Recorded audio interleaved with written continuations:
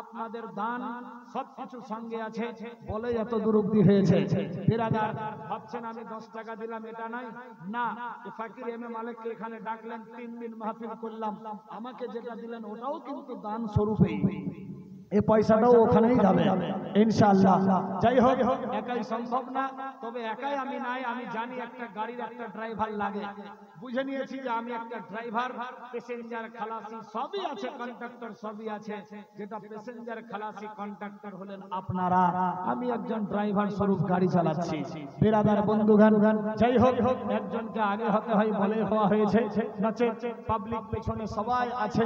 আল্লাহ পাক আপনাদের উদারতা আরো বাড়াক, সবাই ভালো থাকুন, সুস্থ থাকুন, ফ্রি মাইন্ডে আসার চেষ্টা চালান। 16ই ফেব্রুয়ারি সামনে রবিবার যে আসছে বিরাদার, এই রবিবার না মানে 16 তারিখ রবিবার, যাই হোক 3রা ফাল্গুন, বিরাদার চেষ্টা চালাবেন আসার আমার মাদ্রাসায় জশ্নে দস্তরবন্দি ও হিন্দলওয়ালি কনফারেন্সে ইনশাআল্লাহ। আর যে যা পারবেন দিল খুলে দেবেন, হয়তো কালেকশনে বের হবে ইনশাআল্লাহ। খুশি মনে ধান চাল টাকা পয়সা ইত্যাদি জালসার জন্য সহযোগিতা করবেন।